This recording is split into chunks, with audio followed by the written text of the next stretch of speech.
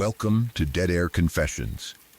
Late at night, when the streets are empty and the signal begins to fade, people start sharing the things they never say out loud. The strange call they received, the person they saw standing outside, the night they realized they were not alone. Tonight, you will hear stories from people who carried those memories for years. Before we go on air, leave a comment and tell me where you are listening from tonight.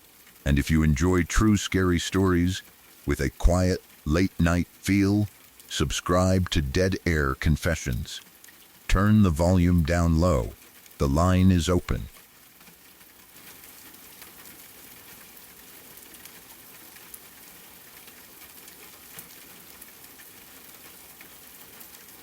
The strongest detail is the physical impossibility of passing between the bed and dresser with the drawer open, even though you clearly remember making that trip during the night. I'm keeping the locked room, the absence of a sleepwalking history, and the fully extended drawer waiting for you in the morning at the center. My bedroom was small enough that every piece of furniture affected the way I moved through it. My bed took up most of the room. Against the wall directly opposite the foot of it was a dresser. When all the dresser drawers were closed, there was only about 1.5 feet of space between the dresser and the end of the bed. It was narrow, but passable. To reach the bathroom from my bed, I had to get up, walk around the foot of the mattress, squeeze through that small gap, and then continue out of the bedroom. There was no other route. I could not step around the other side of the bed or take a wider path through the room. The furniture and walls made that impossible. I had made that same trip countless times. Even in darkness, I knew exactly where the bed ended and where the dresser began. I knew how to angle my body through the gap without hitting my knees or catching my clothes on anything. One night, I woke because I needed to use the bathroom. I know I got up. This is not one of those nights where I only dreamed that I went to the toilet and later could not decide whether it happened. I remember leaving the bed. I remember walking around the foot of it. I remember going into the bathroom. I cannot reconstruct every second, but I am certain the trip happened. After using the toilet, I returned to my bedroom, followed the same narrow route, and got back into bed. Nothing unusual happened while I was awake. I did not hear anyone inside the house. I did not see movement in the bedroom or hallway. The dresser drawers were closed when I passed them, or at least they had to be. If my underwear drawer had been open, I could not have walked through the space. The drawer was positioned near the route between the bed and dresser. When pulled fully outward, it extended almost all the way to the foot of the mattress. There would not have been enough room for my legs or body to pass. I would have walked directly into it. I might have injured myself, knocked it loose, or been forced to push it shut. There was no way I could have moved between the bed and dresser without noticing. The next morning, I woke and saw that the underwear drawer was pulled completely open. Not slightly open, not left out by an inch because it had failed to close properly. It was extended as far as it could go. The drawer filled the narrow gap I had used during the night. I lay there looking at it and immediately understood the problem. I had walked through that space. Now, the path was blocked. I tried to remember whether I could have opened the drawer after returning from the bathroom. There was no reason for me to do that. I had not changed clothes. I had not needed anything from it. I remembered going back to bed, not standing at the dresser, searching through my underwear in the middle of the night. Even if I had opened it while awake, why would I pull it all the way out and leave it like that? I began checking the room and the house. The windows were closed. They were latched from the inside. The doors were secured with deadbolts. There was no sign that someone had entered. Nothing else seemed to have been moved or stolen. There were no unfamiliar noises that I remembered from the night. The only change was the open drawer. That should have made it easier to explain. A burglar would not break into a locked house, open one underwear drawer, and leave without touching anything else. A family member or visitor might enter the room, but I did not have evidence that anyone had done so. The drawer looked too ordinary to be frightening, yet its position made it impossible for me to ignore. Something had pulled it open after I passed. Or I had pulled it open myself and somehow erased the action from my memory. Those seemed to be the only choices. I had no history of sleepwalking. As far as I knew, I had never wandered through the house while asleep, moved furniture, opened drawers, or performed tasks I could not remember in the morning. No one had ever told me that I talked, walked, or behaved strangely during sleep. I did not wake in unusual places. I did not find objects moved around regularly. There was no pattern. The possibility still bothered me enough that I bought a Fitbit afterward to monitor my sleep. I wanted some kind of evidence. If I was waking, walking around, or becoming physically active during the night without remembering it, I hoped the device would record a disturbance. I wore it and checked the sleep data. It never showed anything that looked like a major unexplained awakening or episode. I did not see a pattern suggesting that I was getting out of bed and moving through the room while unconscious. That was reassuring in one sense, but it did not explain the drawer. Consumer sleep trackers are not perfect. They estimate sleep using movement, heart rate, and patterns rather than directly measuring brain activity. A brief awakening or small movement might not appear clearly. If I sat up, opened a drawer, and returned to bed quickly, the device might classify the entire period as light sleep. It also could not tell me exactly what I was doing. Still, I never found any evidence of repeated nighttime activity. The open drawer remained a single event. The simplest explanation is that I opened it myself after returning from the bathroom. I may have been far less awake than I believed. People can perform familiar actions during partial awakenings without storing a lasting memory. I could have returned to the bedroom, opened the drawer for some reason, and climbed back into bed from another angle. But the room's layout makes even that difficult. Once the drawer was open, it blocked the path between the dresser and the foot of the bed. If I stood on the bathroom side of the drawer and pulled it toward me, I would then need to close it or climb over the bed to reach my sleeping position. Perhaps I did climb onto the bed from the foot. The mattress was right there. I might have placed a knee on it, moved over the blankets, and reached my normal side without using the narrow gap again. That is physically possible. I do not remember doing it, but a half-asleep person might not form a memory. The question is why I would open the drawer at all. Maybe I briefly believed it was morning and began getting dressed. Perhaps I reached for clean underwear, then realized I was still tired and returned to bed. I might have taken something out and left the drawer open. If I found nothing missing later, I would not necessarily notice. I may have put the item on, returned it, or dropped it somewhere ordinary. The action could have made sense in a dreamlike state, even if it made no sense after waking. Another possibility is that I opened the drawer before going to sleep and forgot. At first, that seems impossible because I later passed through the gap to reach the bathroom. But perhaps the drawer was not fully open at that time. It may have been left slightly ajar.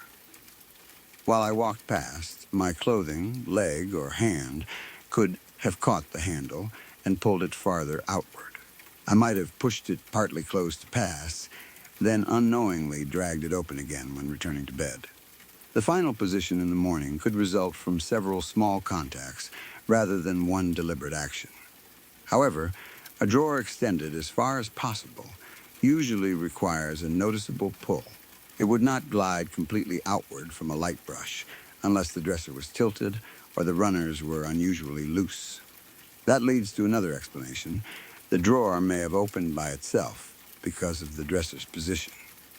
If the floor was uneven or the dresser leaned slightly forward, gravity could pull a heavy drawer outward. The movement might happen slowly. When I passed during the night, it could still have been closed. Hours later, vibration from my footsteps, the building settling, or movement on the floor might start it sliding. Once the drawer moved beyond a certain point, its own weight could carry it the rest of the way. By morning, it would be fully extended. This is probably the strongest mechanical explanation. Dressers do not always sit perfectly level. A small forward tilt can be difficult to notice. The drawer slides may be worn, polished, or poorly fitted. If the underwear inside had shifted toward the front, it could add enough weight to encourage movement. The drawer might normally stay closed because friction held it in place. That night, a vibration could overcome the friction. My getting up and walking through the narrow gap may have shaken the floor. Closing the bathroom door, returning to bed, or turning over during sleep might provide another vibration. The drawer could then slide outward after I was safely back in bed. If it moved gradually, I might not hear it. Underwear is soft and would prevent objects inside from rattling. The sound of the runners could be quiet enough to blend with the house. The dresser might also have shifted when I walked past it. In such a narrow gap, I may have brushed against the furniture without noticing. The contact could tilt it slightly or release the drawer. If I hit the dresser on the way back, the drawer might begin opening only after I climbed into bed. That would explain the timing perfectly. It was closed when I passed. My movement destabilized it. It opened while I slept. I do not remember testing the dresser afterward. I could have closed the drawer, shaken the furniture, or checked whether the floor sloped forward. If it reopened easily, the mystery might have ended immediately. But when something unexpected happens, people do not always investigate systematically. The first reaction is often fear. I checked the locks and windows because the idea of a person entering felt more urgent than the possibility of a tilted dresser. Once I found everything secured, I became even more confused. The room felt violated despite there being no intruder. A temperature change could contribute to the drawer moving. Wood expands and contracts with humidity and temperature. The runners may behave differently at night when the room cools. A drawer that sticks during the day could loosen hours later. The building itself may also shift slightly. These changes are usually small, but in combination with an uneven floor and a front-heavy drawer. They could matter. A pet could have opened it, though I do not remember mentioning an animal in the room. Cats and dogs can paw at handles or push against furniture. A cat might climb into a partially open drawer, forcing it farther outward. It could leave before morning without disturbing anything else. If there was no pet, that explanation does not apply. A rodent is less likely. A mouse could enter a drawer and move clothing, but it would not normally pull a heavy drawer fully open. There might also have been another person in the house who opened it. Someone could have entered my bedroom after I returned to sleep, searched for something, and left the drawer open. The deadbolts and latched windows would not matter if the person already lived there or had a key. A family member might borrow clothing, look for an item, or enter the wrong drawer. They may later forget or deny doing it. If I lived alone, this explanation becomes much less likely. Even with other people present, someone entering silently, opening an underwear drawer, and leaving without waking me would be strange. Still, it is more plausible than an unknown intruder passing through locked doors. The locks deserve careful thought. People often say a house was completely locked, but that does not always mean entry was impossible. A door might have been unlocked earlier and secured later by someone inside. A spare key could exist. A latch might not work properly. An attached garage, balcony, shared wall, or secondary entrance could provide access. But there was no reason to believe anyone had entered. No property was missing. No other drawers had been opened. Nothing indicated a search. The single underwear drawer would be an oddly specific target. If someone wanted to frighten me, they might open it deliberately. because it blocked the only route around the bed. They could leave it as proof that they had been close while I slept. That is a disturbing thought, but it requires someone with access and a motive. There was no evidence of either. The supernatural explanation is simple. Something in the room opened the drawer after I returned to bed. It may have wanted me to notice.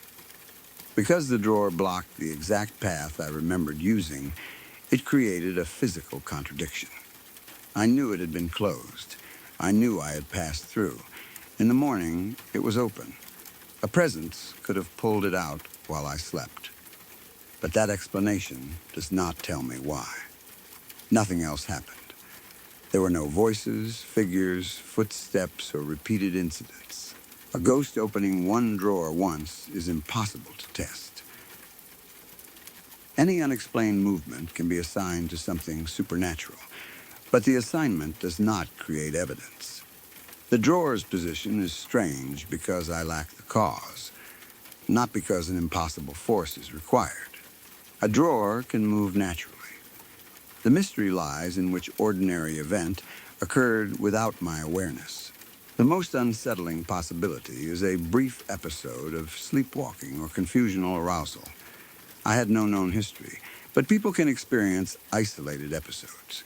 It does not always become a lifelong pattern. Fatigue, stress, illness, sleep disruption, medication, alcohol, or an unfamiliar schedule can increase the chance of partial awakenings. I may have performed a simple action and returned to sleep without remembering it. The fact that I clearly remember getting up to use the bathroom does not mean I remember everything afterward. Memory during nighttime awakenings can be fragmented. I could remember the first trip accurately and lose a second one completely. Perhaps I woke again later, stepped directly onto the bed from the side, opened the drawer while searching for something, and returned to sleep. The narrow passage would not matter if I approached the dresser from inside the room rather than from the bathroom. I might sit up, reach the drawer from the bed, pull it open, and then lie down again. Depending on the exact furniture arrangement, I may not even need to stand. The action could occur during a dream. I might believe I was packing, dressing, or looking for an object. When I woke in the morning, only the result remained. The Fitbit I purchased later could not prove this never happened. It was not recording on the night of the original incident unless I already owned it. And even if it had been, a short low-movement episode might not register clearly. The later lack of disturbances only shows that the event did not become a detectable pattern. It cannot reconstruct one past night. That is frustrating, because the desire to collect evidence came after the mystery. By the time I started monitoring my sleep, the drawer had already been opened. No device could tell me how. Memory itself may also be less exact than it feels. I know I got up to use the bathroom, but perhaps the drawer was already open only partway. The gap may have been barely large enough for me to squeeze through. Because I was sleepy and accustomed to navigating the room, I could have turned sideways, pushed the drawer slightly with my body, and passed without fully waking. In the morning, seeing it extended completely, I concluded that passage would have been impossible. The drawer may have moved farther after I passed. The situation could involve both memory and mechanics. It was partly open. I squeezed through. My contact pulled it out more. Later vibration completed the movement. By morning, the final position no longer matched the route I remembered. This combined explanation may be more realistic than one dramatic cause. Events often result from several small factors: a loose drawer, an uneven dresser, a sleepy person, a narrow room, a brief contact nobody notices. Together, they create something that looks impossible afterward. But the emotional force of the incident comes from the room's geometry. If the drawer had been on another wall, I might have assumed I left it open. Because it occupied the only route to the bathroom, it challenged a memory I considered certain. Either the drawer had moved after I passed, or my memory of passing was incomplete. Both possibilities involved losing control of my surroundings. If the drawer moved by itself, the room behaved without me. If I opened it, I behaved without remembering. Neither felt comfortable. That may be why I bought the sleep tracker. I wanted to prove that I could trust myself. The possibility of an intruder was frightening, but locked doors could be checked. The possibility of a ghost was frightening, but also distant and speculative. The possibility that I moved around while asleep was personal. It meant I could not rely on my own memory to tell me what I had done. A simple open drawer created doubt about the boundary between sleep and waking. I still cannot say with certainty what happened. The mechanical explanation is probably the best. The dresser may have leaned forward, allowing the drawer to slide open after I returned to bed. That fits the physical layout and does not require a forgotten action. The drawer was closed when I passed. A vibration released it. It opened while I slept. Another strong possibility is that I opened it during a brief partial awakening and failed to store the memory. One isolated episode would not create a lifelong sleepwalking history. The later sleep data would not necessarily detect or disprove it. Either explanation is more likely than someone entering a locked house or an unseen presence touching the furniture. But when I return to the memory, I do not see a tilted dresser or a person walking in their sleep. I see the narrow passage at the foot of the bed. There is only about 1.5 feet between the mattress and the closed drawers. I wake during the night and walk through that space to reach the bathroom. I walk through it again when I return. Nothing blocks me. I get back into bed and sleep. In the morning, the underwear drawer is pulled completely outward.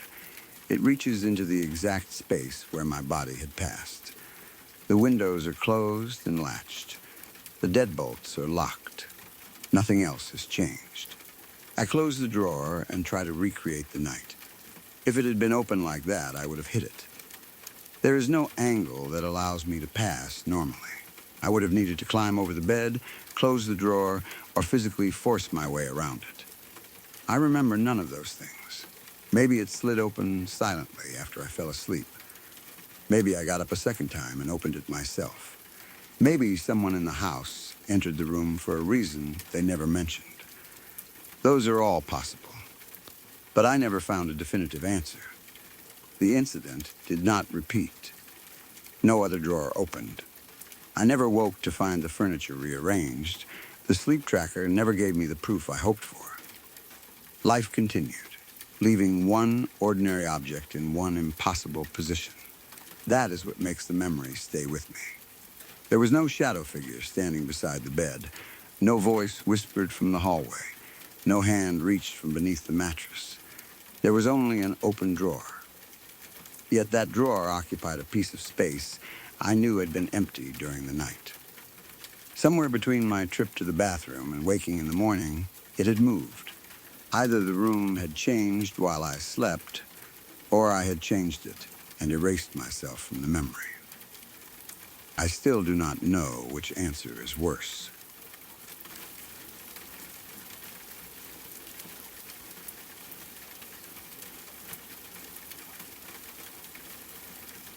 The strongest detail is that you watched your father quietly wake your brother and lead him away, only to find both of them still asleep in separate rooms moments later. I'm keeping the nightlight, the long dark run across the house, and the uncertainty between a vivid dream, false awakening, and something that perfectly copied your father at the center. When I was much younger, I sometimes slept in my brother's room. He still had a set of bunk beds from the time when we had both shared the room. By then, we usually slept separately, but every once in a while, I would stay in there for the night. I was around 7 or 8 when this happened. That night, I slept on the top bunk. My brother was in the bottom bunk, directly beneath me. There was a small night light somewhere in the room, so it was never completely dark. The light was not strong enough to make everything clear, but it gave the room a dim, familiar glow. I could make out the walls, the doorway, and the general shapes of the furniture. Nothing about the night seemed unusual when we went to sleep. My brother and I settled into our bunks, and eventually both of us fell asleep. At some point later, I became aware of someone entering the room. It was my father. At least, I was completely certain it was him. He came in quietly, as though he did not want to wake the whole house. The nightlight allowed me to see his shape and movements well enough that I recognized him immediately. He approached the bottom bunk. Then he woke my brother. I watched as my brother got up and followed him out of the room. Neither of them said anything to me. My father did not look toward the top bunk or tell me where they were going. He simply woke my brother and led him away. I remained lying there. Confused, my thoughts began racing almost immediately. Why had my father come for my brother? Why had he not woken me too? Were they going somewhere? Was something wrong? At that age, being left alone in a dark room while a parent took your sibling away could feel like a serious rejection or warning. Children do not always assume there is a simple explanation. My father's silence made the whole thing feel secretive.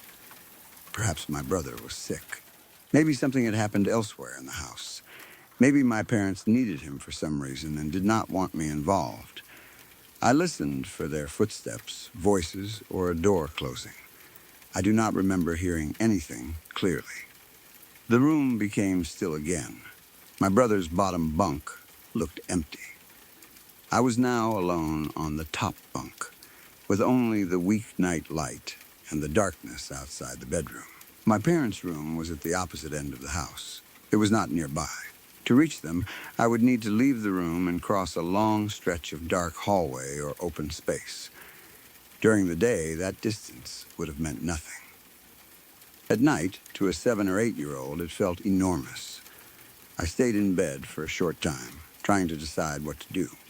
I could remain where I was and wait for my father and brother to return, but I had no idea where they had gone or how long they would be away. The thought of being left alone became worse the longer I waited. Eventually, I decided to go after them. I climbed down from the top bunk. I do not remember moving slowly or checking the hallway carefully. I did what children often do when they are frightened of darkness. I ran. I sprinted through the house as quickly as I could, heading toward my parents' bedroom. The darkness on either side of me felt dangerous, but speed made it manageable. If something was in the hallway, I would pass before it could reach me. If a shadow looked like a person, I would not stop long enough to examine it. I only needed to reach my parents. When I got to their room, both of them were asleep. My mother was in bed. My father was there beside her. I woke them. I was confused and probably already frightened enough that my question came out urgently. I asked my father where he had taken my brother. He did not understand what I meant. He said he had not gone into the room.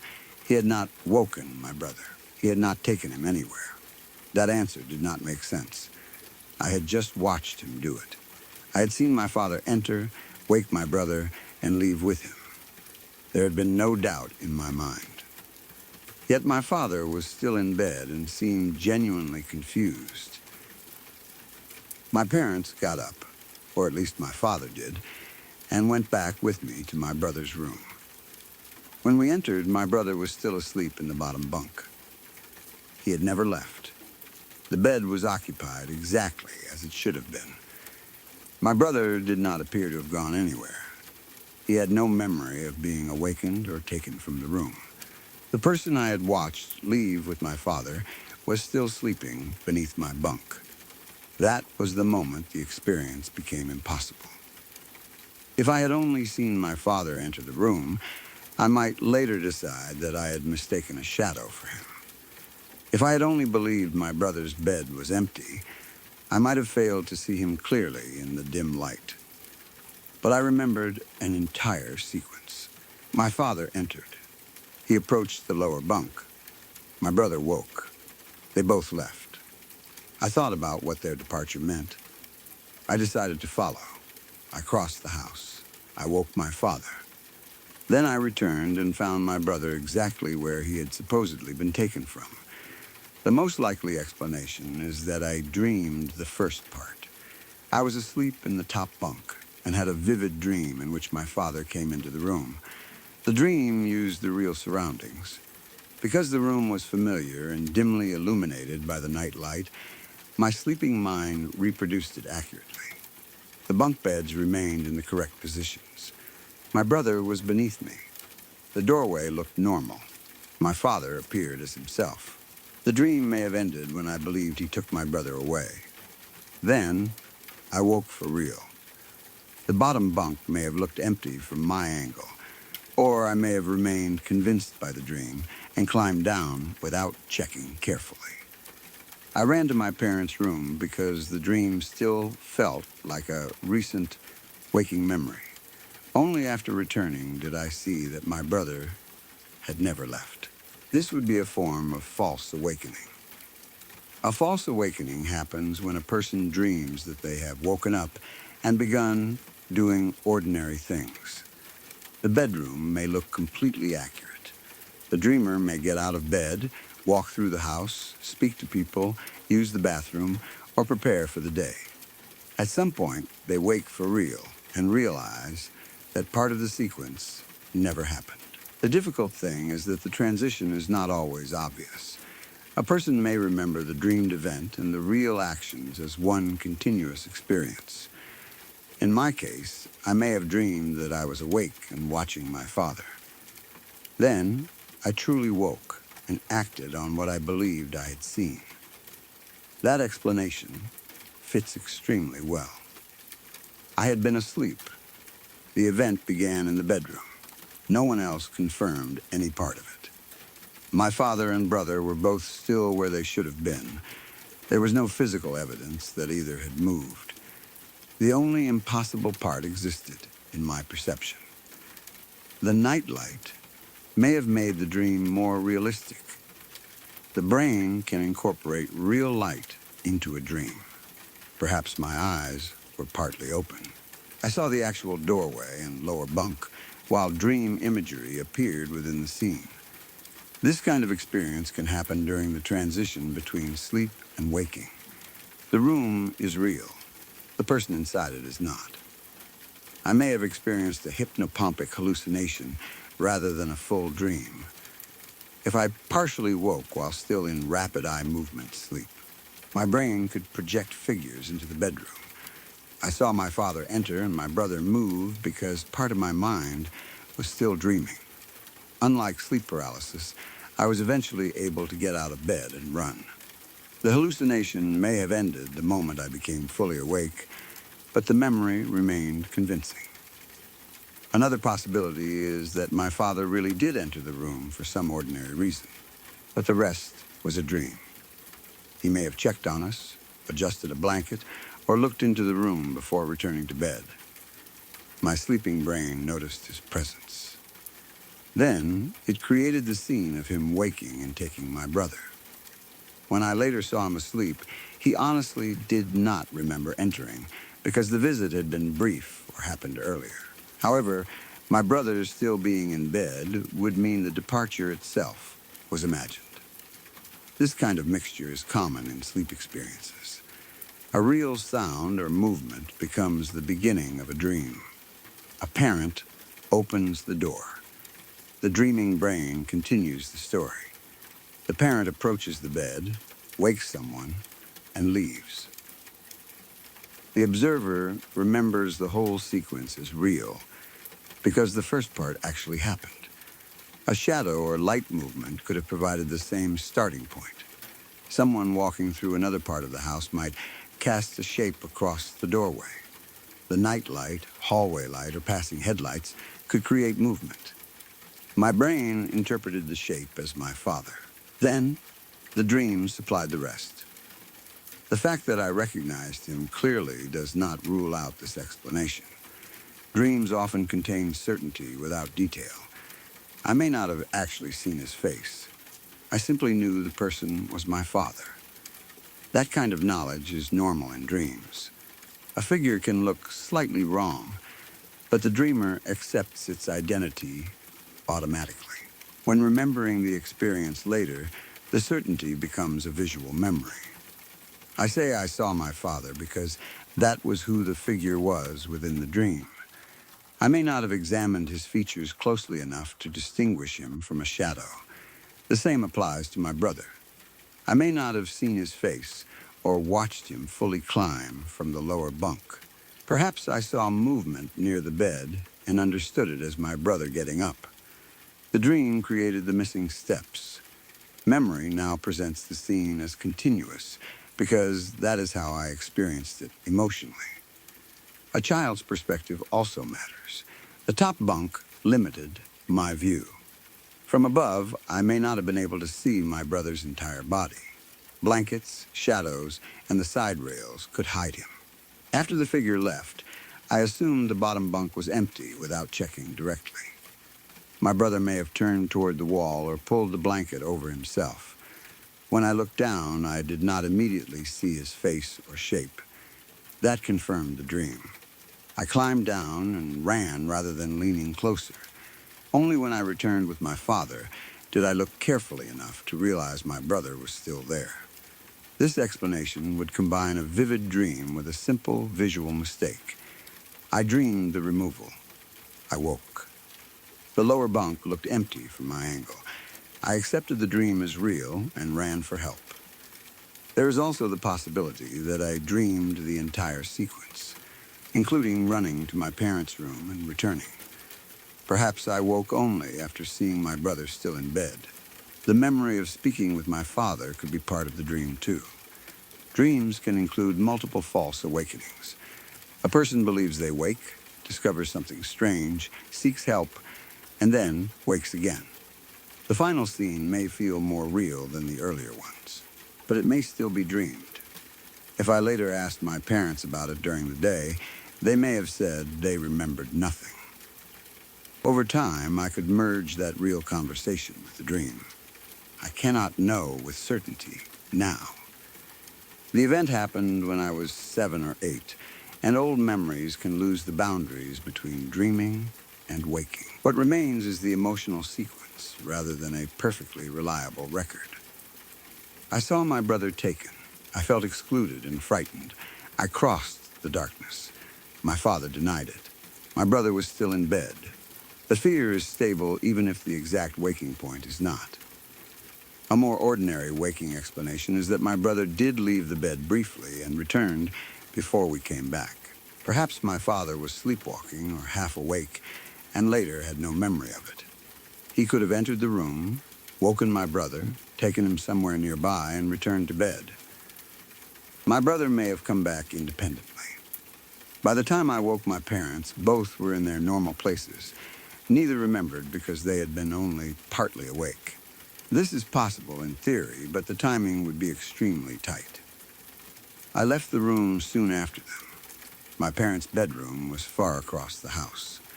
For my father to return to bed before I arrived, he would need to take my brother somewhere, separate from him, cross the house quickly, get into bed, and appear asleep.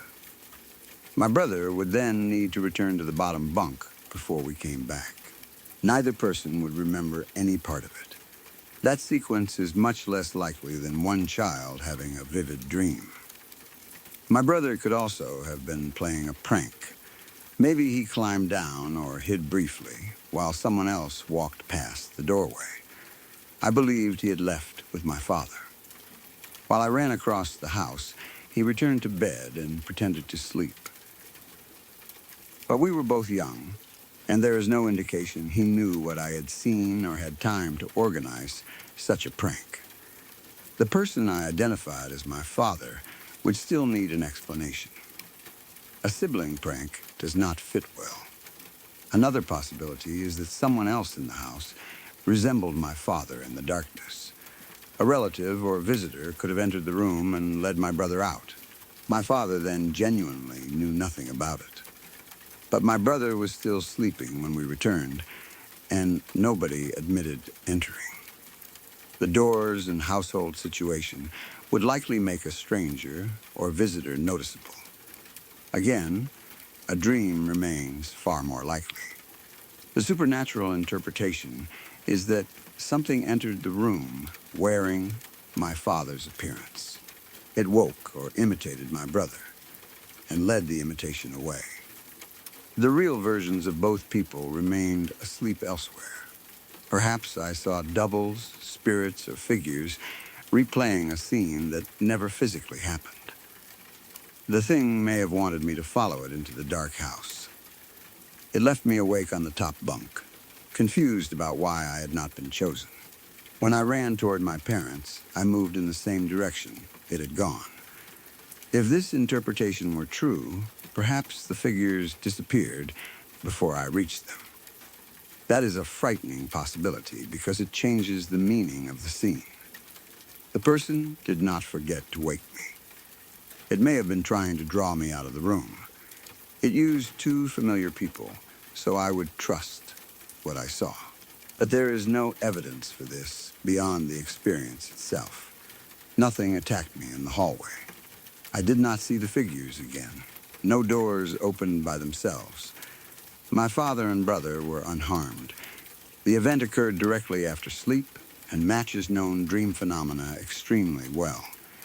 For those reasons, I do not believe a supernatural explanation is necessary. Still, I understand why the experience felt so disturbing. The figure did not look like a monster. It looked like my father. That made the scene believable. If a shadow creature had entered the room, I might have screamed immediately or hidden beneath the blanket. Instead, I trusted the identity of the visitor. The wrongness appeared only in his behavior. He woke my brother, but ignored me. He gave no explanation. He left me alone. The fear came gradually after the familiar person had already gone. That is often more unsettling than seeing something obviously frightening. A familiar person acting slightly wrong can create a deep sense of danger. The face says safety.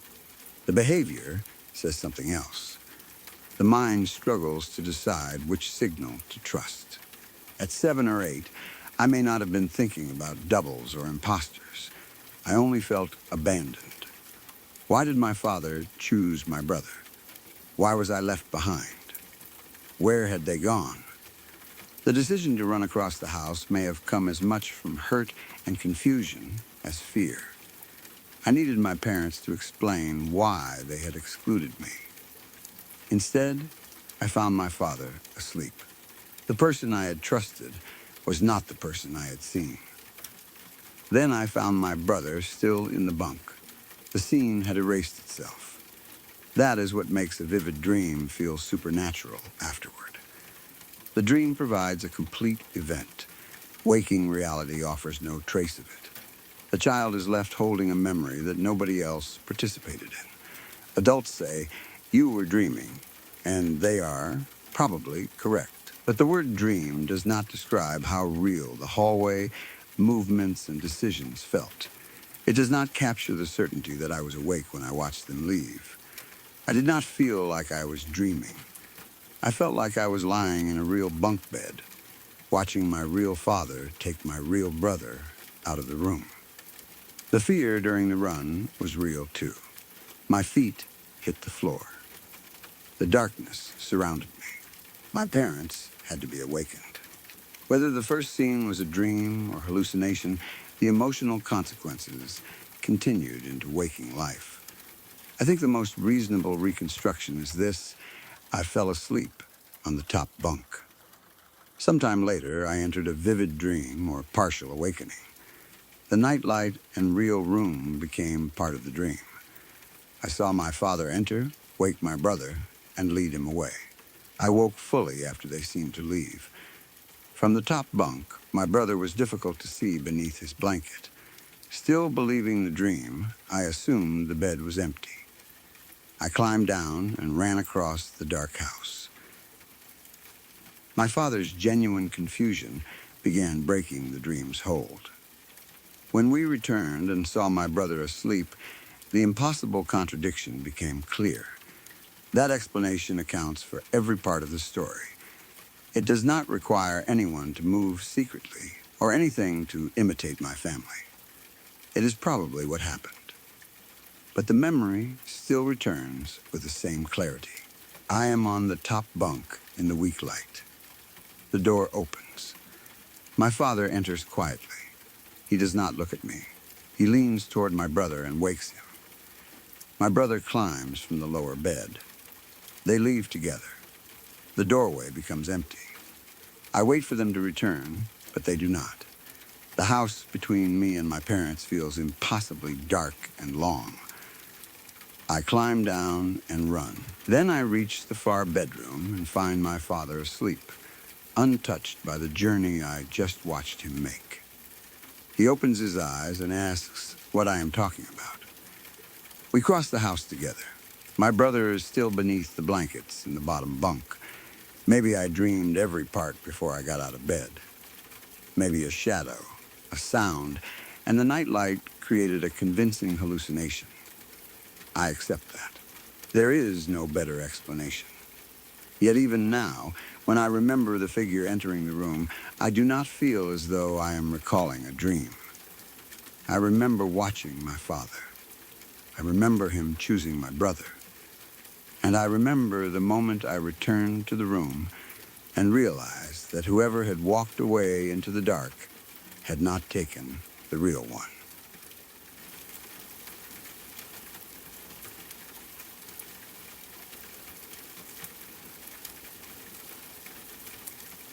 The strongest detail is that all three of you heard the scream before the man stepped out of the isolated house and calmly asked what you were doing there.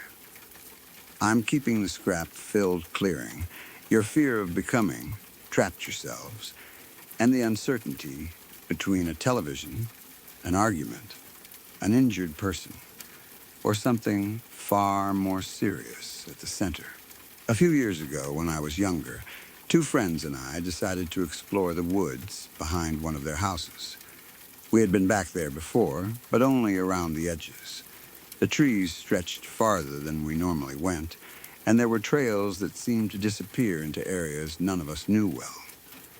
One of those paths was an old dirt road leading away from the main road and into the woods. We already knew there was supposed to be a house somewhere at the end of it. We had seen the entrance to the dirt trail before, and maybe someone had mentioned the property, but none of us had ever walked far enough to see the house itself. That day, curiosity got the better of us. We entered the woods without any serious plan. We were not looking for trouble. We were only young and bored, walking wherever the ground looked passable and seeing what we could find. At first, everything felt normal. We talked while we walked, stepped over roots, pushed through low branches, and occasionally stopped to inspect something interesting on the ground. The woods were close enough to my friend's home that we did not feel as though we were truly in the wilderness. If we got tired, we could turn around and be back near familiar houses. At least, that was what we believed. After walking for a while, we began seeing pieces of scrap. At first, there were only a few objects scattered among the trees. Old metal, broken equipment, pieces of wood, things that looked as though they had been dumped and forgotten. Then, the amount increased. The scattered items became piles. There were heaps of scrap arranged or abandoned along the way, and they seemed to lead farther toward an open clearing. We began looking through them. We were young enough to think we might find something valuable. Maybe there would be an old tool that still worked, a piece of metal worth money, or some strange object we could take home and show people. We did not think much about who owned the property. The scrap looked abandoned, and that made it feel available. We moved from one pile to another, checking beneath rusted pieces and turning over objects that seemed interesting. Each pile brought us closer to the center of the clearing. That was when the house came into view. It stood alone among the trees, farther from the ordinary neighborhood than I expected. From where we were, It looked isolated. There were no nearby houses, no visible neighbors, and no reason for anyone driving past the main road to see what was happening around it. The dirt trail we had known about was the only clear route connecting the property to the outside. The scrap piles surrounded or led toward the house, giving the clearing an uncomfortable appearance. It did not feel like someone's clean, ordinary backyard. It felt more like we had wandered into a place where unwanted things were taken and left. Even then, we continued moving closer. None of us wanted to be the first to admit feeling nervous. We had come all that way, and the house was finally in front of us. Turning around because it looked strange would have made us seem afraid. So we kept pretending that we were only interested in the scrap. Then we heard someone scream. It came from the direction of the house. All three of us heard it. There was no argument afterward about whether it had been a bird, a branch breaking, or one person's imagination. We looked at one another because the sound had reached all of us. It sounded human. I cannot remember the exact pitch, or whether it was a man, woman, or child. I only remember that it was a scream, and that it immediately changed the situation. Until then, we had been trespassing and looking through piles of junk. Now there might have been someone inside the house who needed help. For a few seconds, none of us knew what to do. The sensible response would have been to leave immediately and tell an adult or call the police. But we were young, and we had already placed ourselves on private property. We were afraid that if we reported the scream, we would get in trouble for being there. We also were not certain what we had heard. A television could produce a scream. Someone could be watching a horror movie. People shout during arguments. An animal can make a sound that resembles a person. We had enough uncertainty to hesitate, but not enough to feel safe. Instead of leaving, we moved toward the house. Looking back, that was dangerous. If someone inside was being harmed, the person responsible could have seen us as witnesses. If the property owner was violent or unstable, 3 young people walking toward his home would not be in a good position. We had no weapons, no adult with us, and no quick way to call for help if someone took our phones or blocked the dirt road. But at that age, we did not think through all of those possibilities. We were scared and curious at the same time. Part of us wanted to confirm that the sound had an innocent explanation. If we saw a television through a window or heard someone laughing, we could leave without carrying the fear that we had ignored a person in danger. We approached the building. Before we could look inside or decide whether to knock, a man stepped out. I do not remember every detail of his appearance. What stayed with me was how suddenly he was there and how directly he addressed us. He asked what we were doing. His tone may have been normal, but the circumstances made the question feel threatening. We were standing beside an isolated house after hearing a scream from inside. The man did not mention the scream. He did not ask whether we had heard anything. He focused entirely on why we were on his property. We gave him the first explanation we could think of. We were walking through the woods and got lost. It was not completely believable. We had been searching through the scrap piles, and the dirt road clearly led away from the house. But the lie gave us a reason for being there that sounded innocent. We did not accuse him of anything. We did not ask who had screamed. We did not try to look past him into the house. We only wanted him to let us leave. The dirt trail ran past the property and back toward the main road. We walked by the man and the house and continued along it. I remember expecting him to stop us. I thought he might ask more questions, order us to come closer, or tell us we could not leave. He did not. At least, not in the version of the memory that has stayed with me.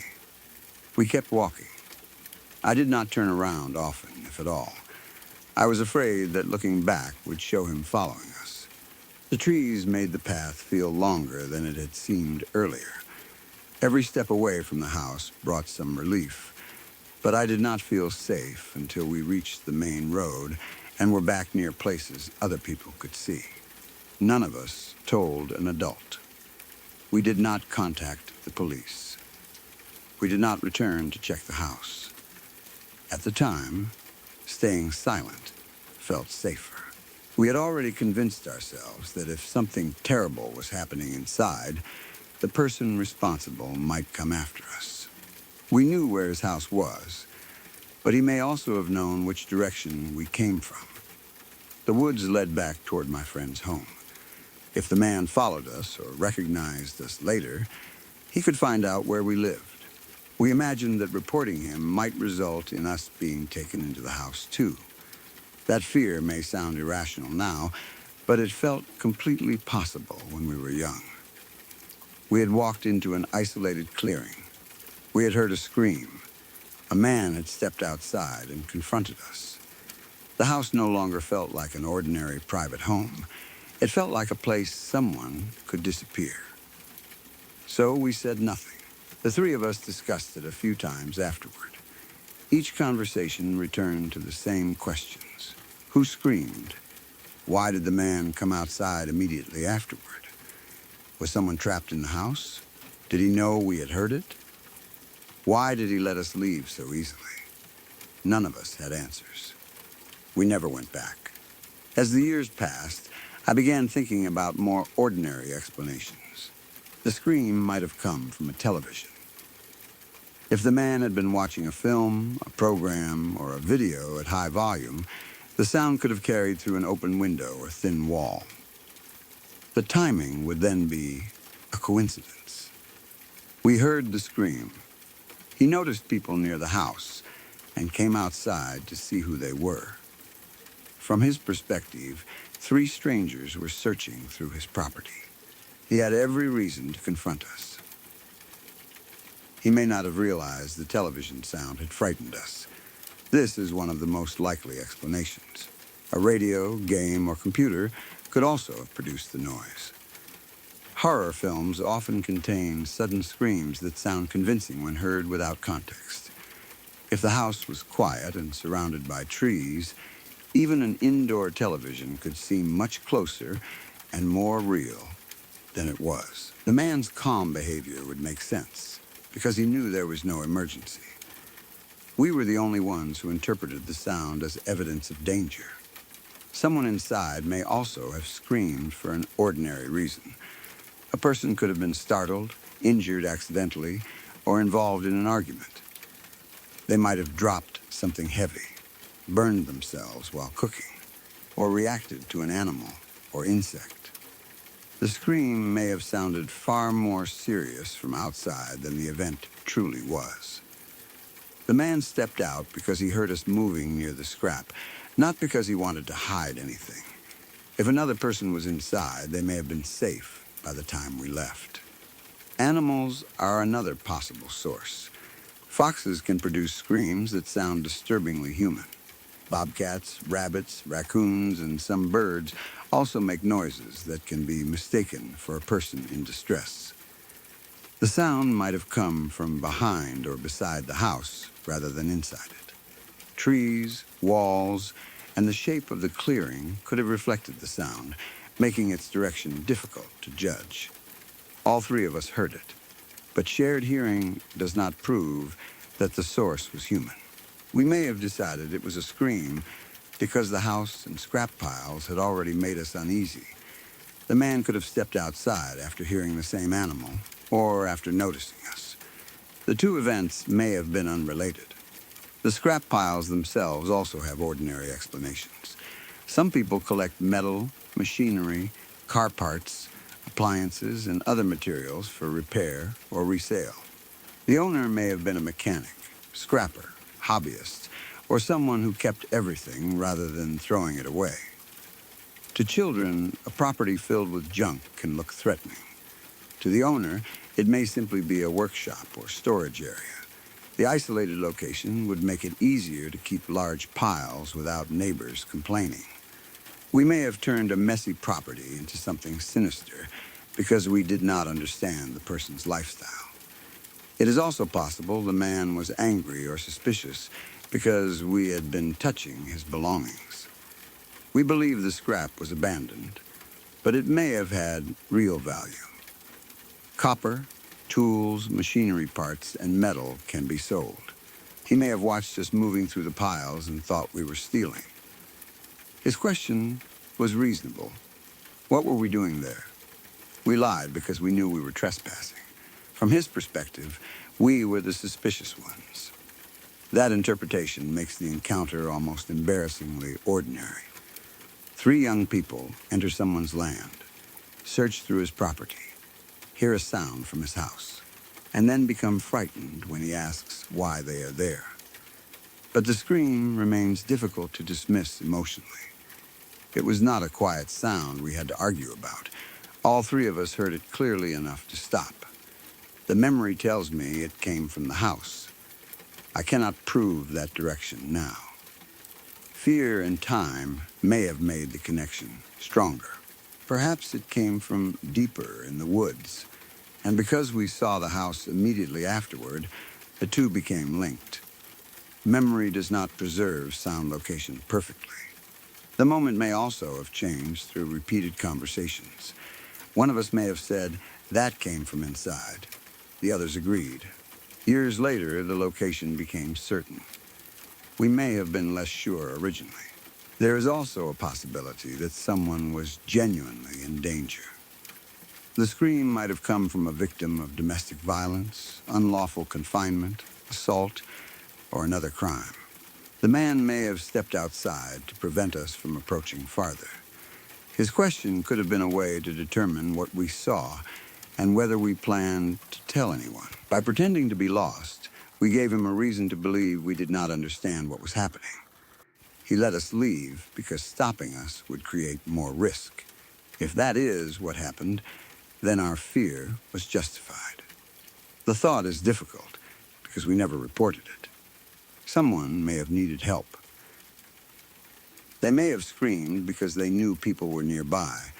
Perhaps they heard us moving around the scrap and tried to get our attention. If so, we approached, spoke to the possible aggressor, and then walked away. That possibility has stayed with me. But there is no evidence beyond the sound. We did not see a victim. We did not hear repeated cries, words, or someone calling for police. The man did not have blood on him or display a weapon, at least not that I remember. The doors and windows did not show signs of a struggle. One scream is not enough to prove a serious crime. If we had reported it, officers might have checked the property and found nothing more than a loud television or family argument. Still, reporting would have been the safer and more responsible choice. We were too young and afraid to understand that we could tell an adult without returning to the house ourselves. We believed the choice was either remain silent or confront the man directly. There were other options. We could have told my friend's parents. An adult could have called the police and explained that several children heard what sounded like a person screaming. We could have asked for a welfare check without accusing anyone of a specific crime. Police could have approached with training and backup. But children do not always know how systems like that work. We imagined that the man would immediately learn who reported him. We pictured retaliation. The danger felt closer than the protection. There may have been another reason we stayed silent. We did not want to admit we had been searching through private scrap piles. We knew we might be punished.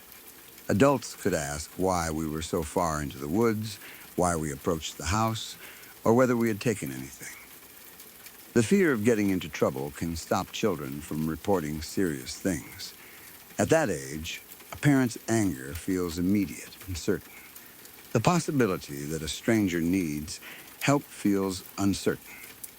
So the child chooses silence. That does not make the choice morally right, but it makes it understandable. I have had to remind myself of that. We were not trained investigators. We were young people in a situation we did not understand. We had no clear evidence, and we believed we were in personal danger. Freezing, lying, and leaving were survival responses. We were trying to get home. The fact that we still discussed the event afterward shows that none of us felt comfortable with the decision. We did not forget the scream. We did not laugh and move on. We carried the uncertainty together. Another possibility is that the man deliberately created the sound to scare trespassers. If he had problems with people entering his property or stealing scrap, he might play recordings, keep loud animals, or use some other method to frighten them away. The scream could have been a warning.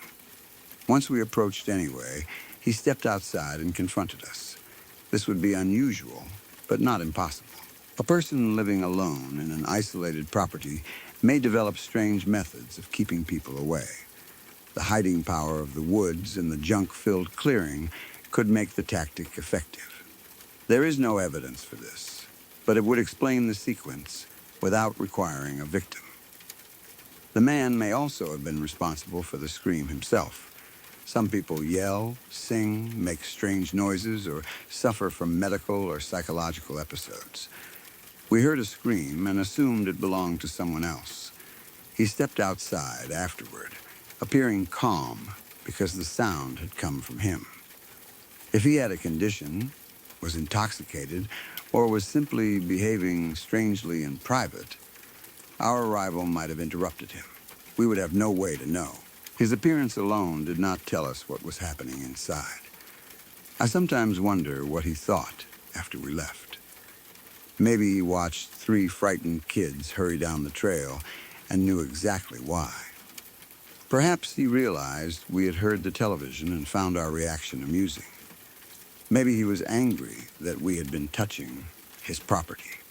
Or perhaps he stood there until we disappeared, then returned to something he did not want anyone to see. That last possibility is the one fear returns to, but fear is not evidence. The most reasonable explanation is that the scream came from a television, animal, argument, or accidental injury. The man stepped outside because he noticed trespassers near his belongings. We gave him an excuse and left. Nothing more happened because there was no hidden crime. That explanation fits the limited facts. It is the answer I would prefer. Yet the setting makes it difficult to feel completely satisfied. The house stood alone in a clearing reached by an unpaved road. Piles of scrap surrounded it. The scream came just as we drew close. Then the occupant appeared. There were no nearby witnesses. If someone inside had needed help, we may have been the only people close enough to hear. The isolation turned an ordinary sound into something serious. I wish I could remember more. Was there a vehicle outside? Were any windows open? Did the man seem nervous or angry? Did we hear movement inside after he came out? Was the scream high or low? Did it contain words? Did it happen once or several times?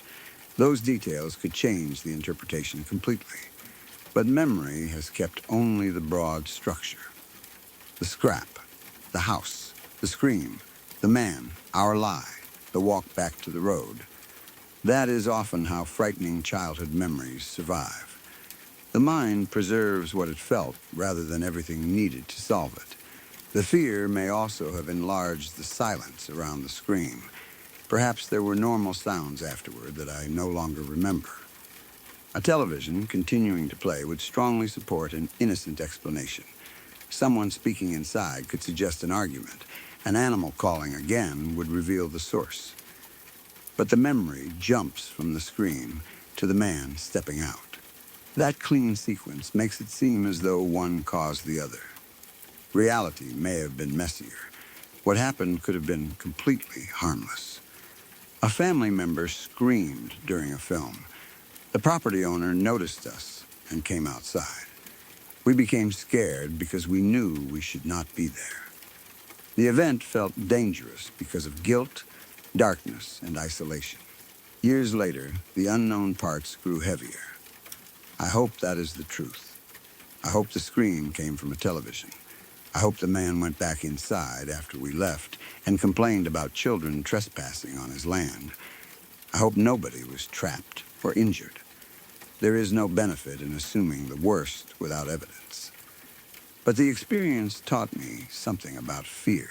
The most frightening situations are not always the ones where something clearly impossible happens.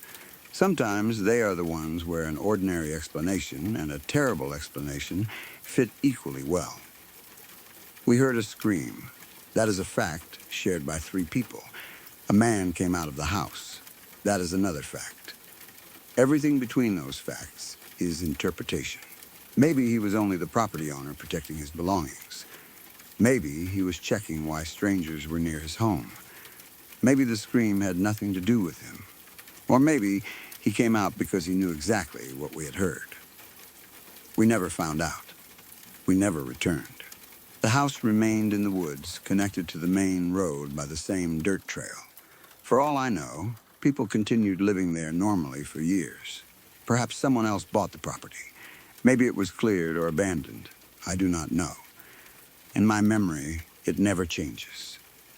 The 3 of us are still moving through the scrap piles, joking about finding something valuable. The trees open into a clearing. A house stands ahead. Then a scream comes from somewhere near or inside it. We stop. All 3 of us know we heard the same thing. We approach because we are too young to understand that curiosity can make danger worse. The door opens. A man steps out and asks what we are doing. We tell him we are lost. He allows us to walk past. We follow the dirt road back toward the main road without asking the only question that matters. Who screamed? At the time, silence felt like the choice that would keep us alive. Years later, it became the reason none of us would ever know whether someone else needed us to speak.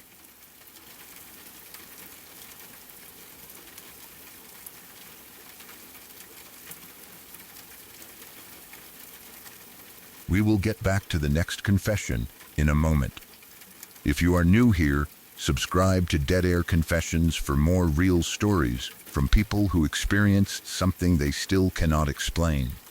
Your support helps keep these late-night broadcasts alive. You can also leave a like and tell me which story has unsettled you the most so far. Now, let's return to the signal.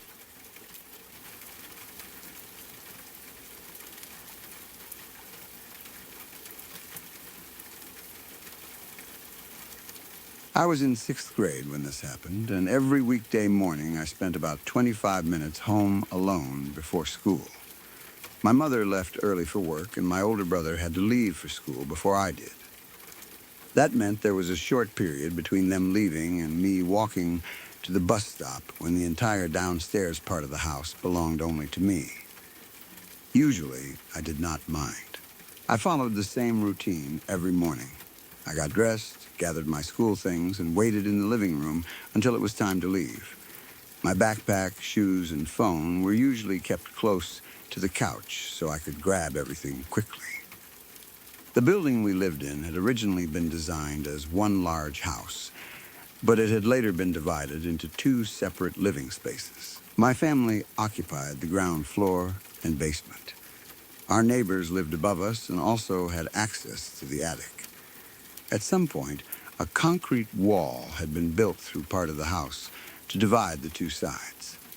There had once been a doorway connecting the sections, but it was no longer used as a normal passage.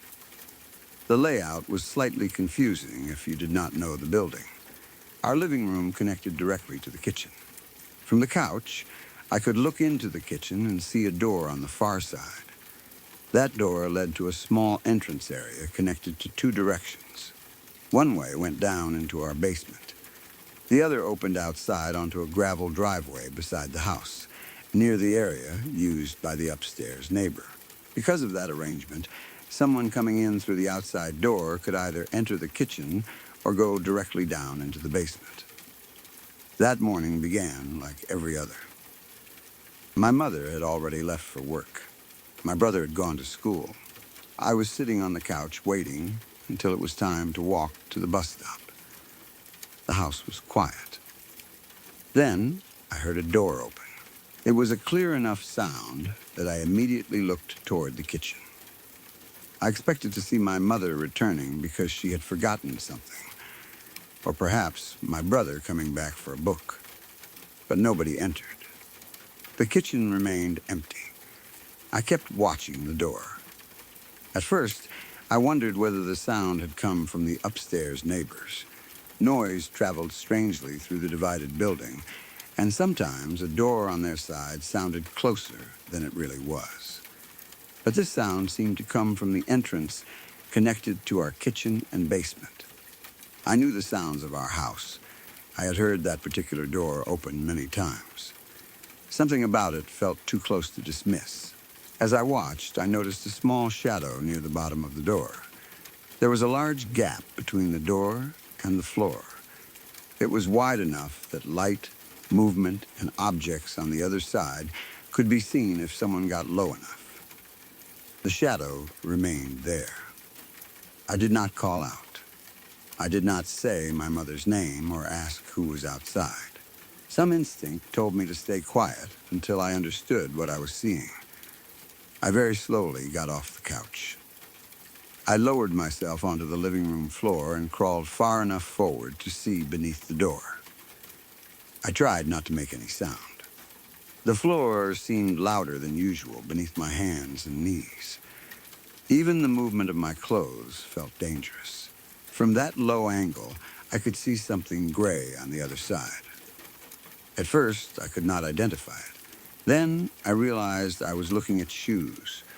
A pair of gray shoes was standing just beyond the door. Someone was inside the entrance area. The realization came all at once.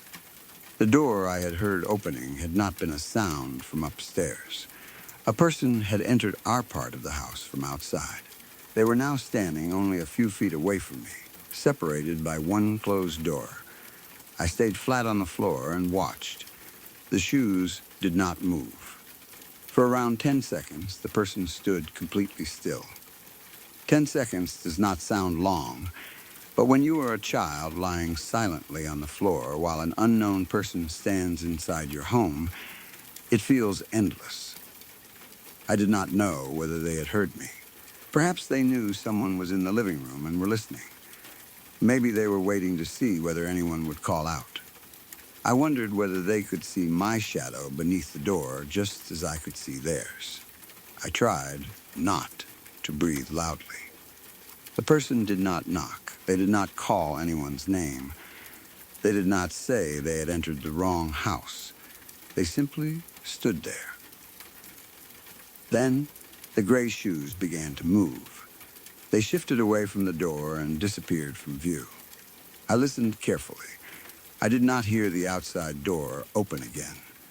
There was no sound of someone leaving across the gravel driveway. That meant, as far as I could understand, they had gone down the basement stairs. The basement belonged to our part of the house. It was not a shared public area where a neighbor should normally be walking without warning. There was no reason for a stranger to enter through the side door and go downstairs while my family was away. For a few seconds, I remained on the floor. I wanted to be certain the person had actually descended into the basement and was not standing just outside my view. I listened for movement below. I may have heard a step or a floorboard, but I cannot clearly remember now. What I remember is becoming convinced that the person was no longer directly beside the kitchen door. That gave me one chance to escape. My shoes, phone, and backpack were all in the living room with me. I did not need to go toward the kitchen. I did not need to pass the basement entrance. I could leave through the front door. I stood as quickly and quietly as I could. I grabbed my belongings. I did not stop to put my shoes on properly. I carried them with me, along with my backpack and phone, and ran out of the house. Once I was outside, I kept moving. I was afraid the person in the basement would hear the front door close and come after me. I ran far enough away that I could no longer be seen easily from the house. Only then did I stop to put on my shoes.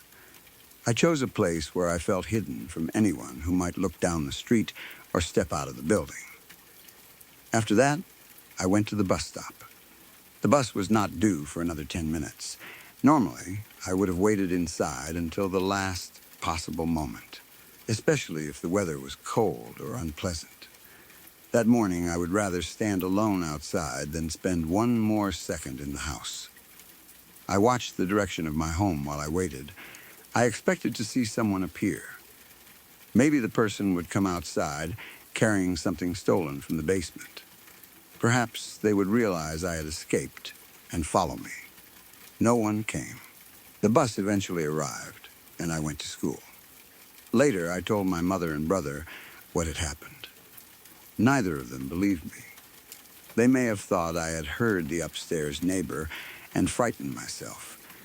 Perhaps they believed the gray shapes were shadows, objects, or part of my imagination.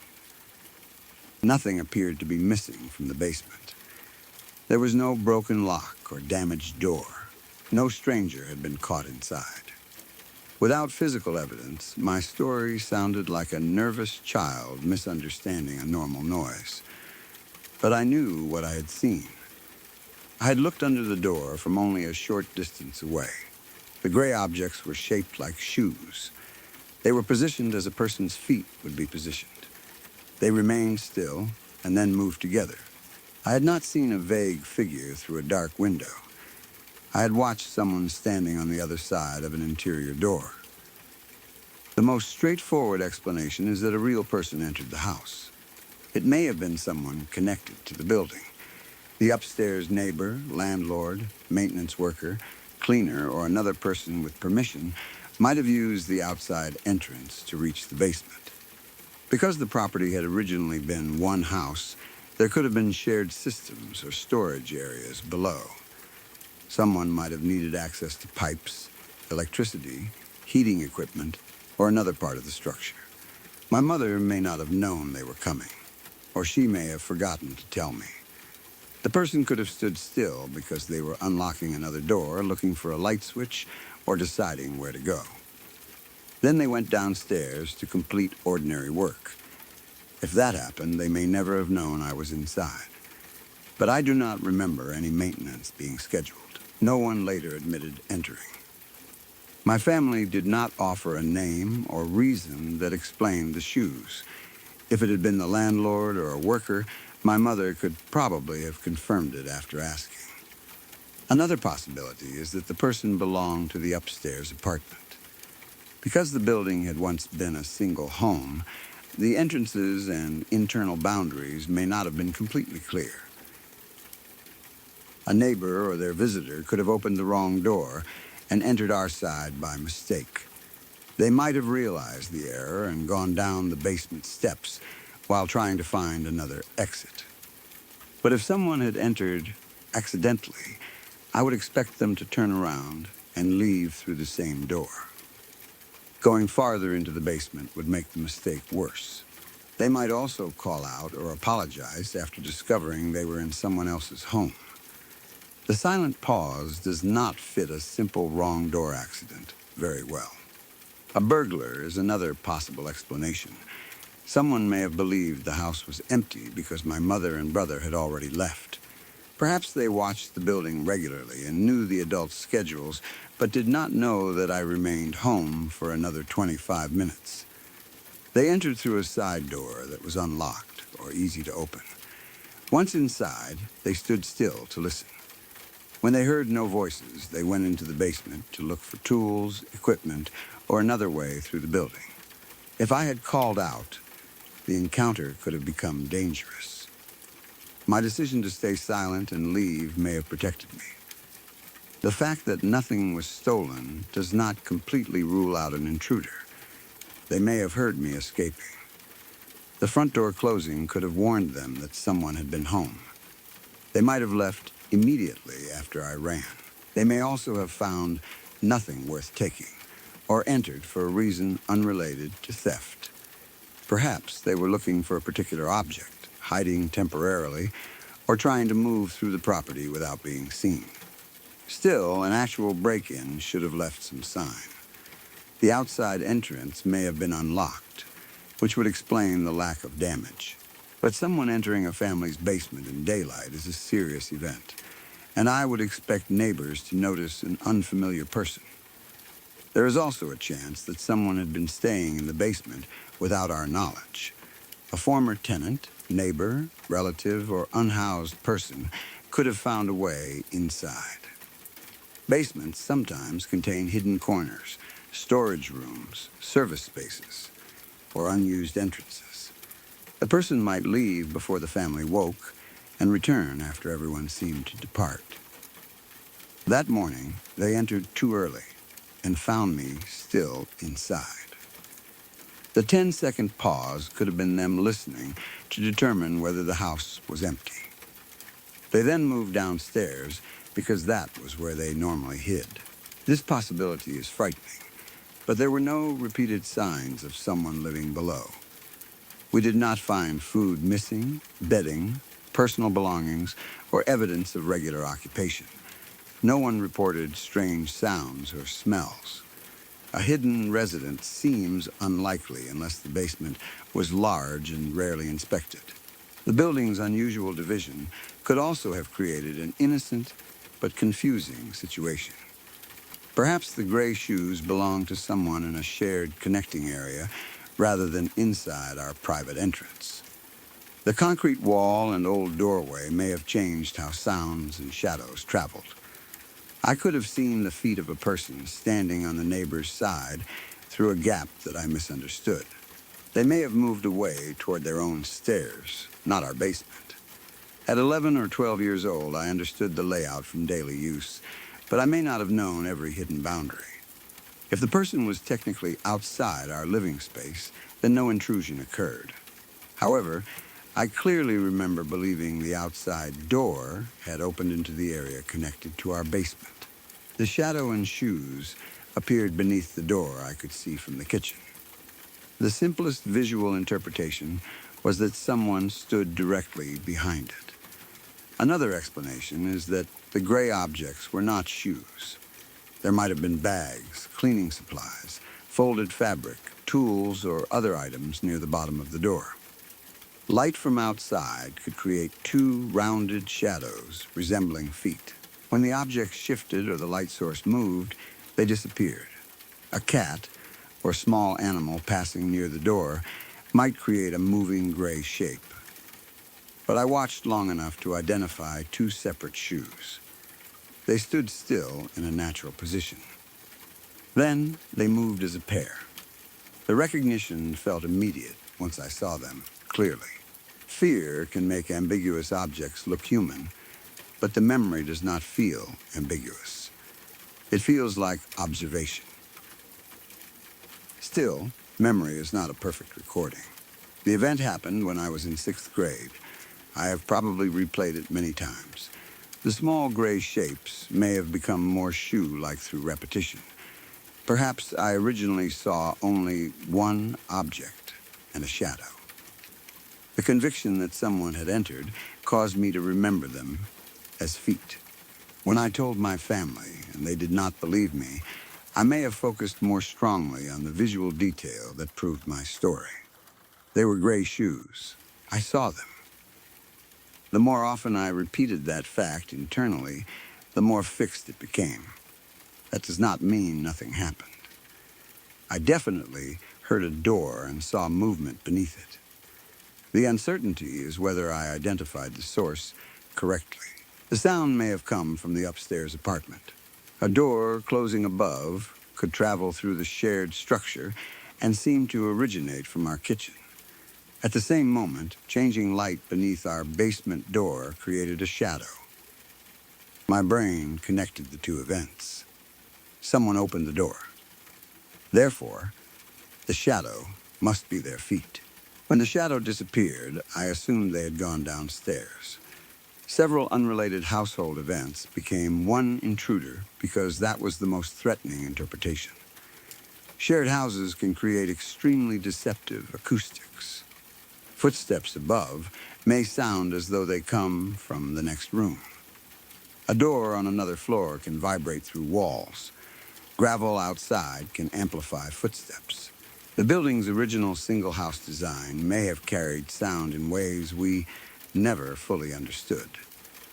The upstairs neighbor could have left at the same time I saw the shadows. Their movement near the outside wall changed the light beneath our door. No one actually entered. My mother and brother may have dismissed the story because they were accustomed to those misleading sounds. Perhaps they had heard similar things before and knew the neighbors were responsible. As a child alone, I interpreted the same normal noise as immediate danger. The timing and physical details still make that explanation difficult for me. I did not only hear a door, I saw the gray shoes remain in place for around 10 seconds. A passing neighbor would not usually create a stationary shadow beneath an interior door. The person seemed to be listening. That was the feeling I had then, and it remains the most disturbing part now. They entered and stopped. They did not move naturally through the house. They waited. That pause made the event feel deliberate. Maybe the person thought everyone had left. They opened the door and listened for signs of life. I was on the couch only a short distance away, lying silently on the floor. If I had stood up normally or called my mother, they would have known a child was home alone. I do not know what they would have done. I am grateful I never had to find out. My response was unusually careful for someone my age. I did not scream. I did not investigate the basement. I did not walk toward the door and ask who was there. I waited until the person moved away, collected everything I needed, and escaped through the safest route. At the time, I was acting from fear. Looking back, it was probably the best decision I could have made. Even if the person had an innocent reason for being there, leaving caused no harm. If they were dangerous, remaining quiet prevented a confrontation. The only thing I might have done differently was call the police or my mother immediately after reaching safety. Instead, I went to the bus stop and continued to school. Children often return to routine after frightening events because they do not know what else to do. The school bus was coming. I had to be there. The structure of an ordinary morning continued even though I believed someone was hiding beneath my home. I probably spent the entire school day wondering whether the person was still there. Would they be gone when I returned? Had they taken anything? Would my mother discover them first? I do not remember a dramatic search of the basement later.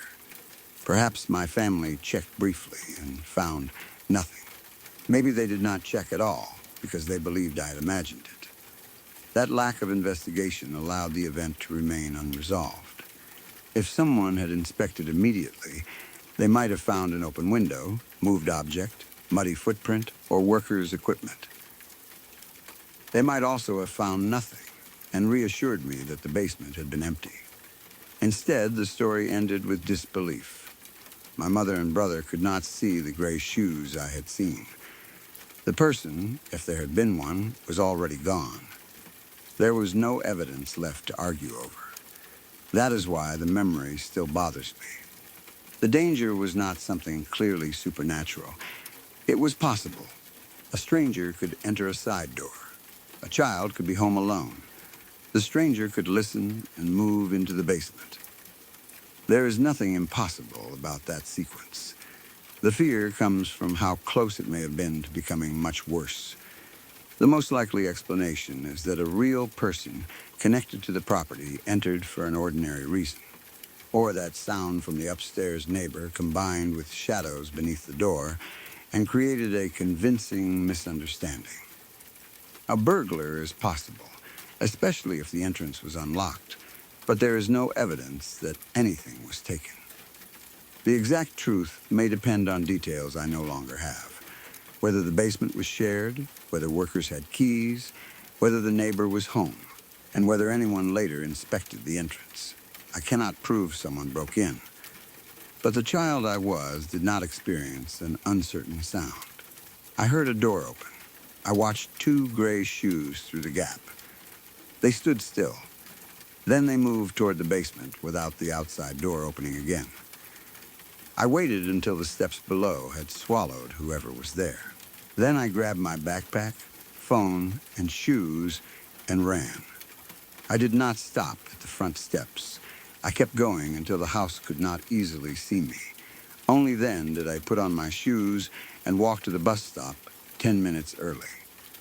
Maybe I had escaped from a maintenance worker who never knew I was afraid. Maybe the shadows belonged to the upstairs neighbor. Maybe the entire event was an ordinary building noise misunderstood by a child who knew he was alone. I hope one of those explanations is true. The alternative is that somebody watched my family leave, opened the side door, and entered believing the house was empty. They paused on the other side of the kitchen door and listened. A sixth grader lay silently on the floor only a few feet away, staring at their shoes. Then the person went down into the basement. They may never have known I saw them. Or perhaps they did. Perhaps that was why they stayed still for those 10 seconds. Either way, I left before they came back up. And when my family later told me they did not believe the story, I began questioning everything except the one image that has never left me. 2 gray shoes beneath the door, standing perfectly still inside a house where I was supposed to be alone.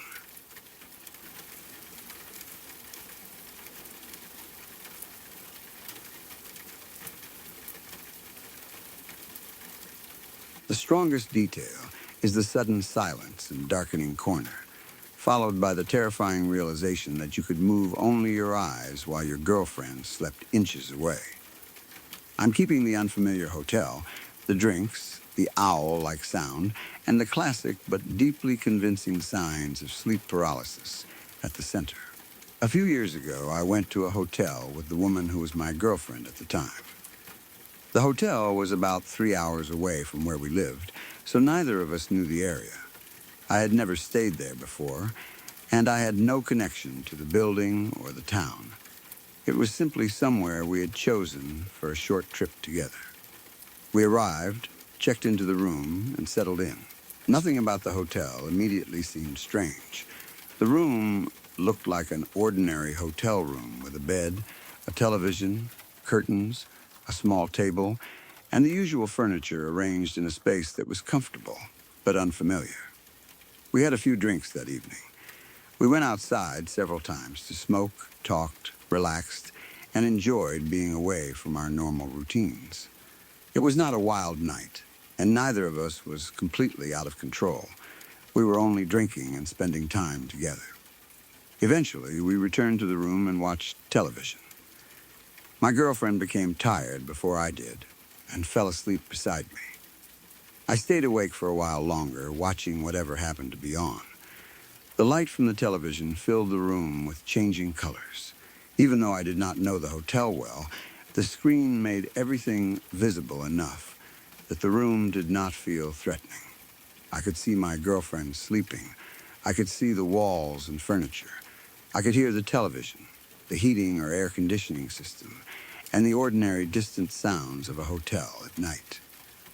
There were probably people walking in hallways, doors closing, plumbing moving through the walls, or cars passing outside. At some point, I became too tired to continue watching. I switched off the television and tried to sleep. When the screen went black, the room changed immediately. The familiar sound disappeared, and the furniture became a collection of dark shapes. The room was not completely black, but it was much darker than before. There may have been a little light entering through the curtains or from beneath the door. I lay beside my girlfriend, closed my eyes, and tried to relax. I would guess only 10 minutes passed. I may have fallen asleep during that time without realizing it. The next thing I remember is my eyes opening suddenly. The room was completely silent. That silence was the first thing that felt wrong. Hotels are rarely truly quiet. Even late at night, there is usually some mechanical hum, distant traffic, plumbing, footsteps, or noise from another room.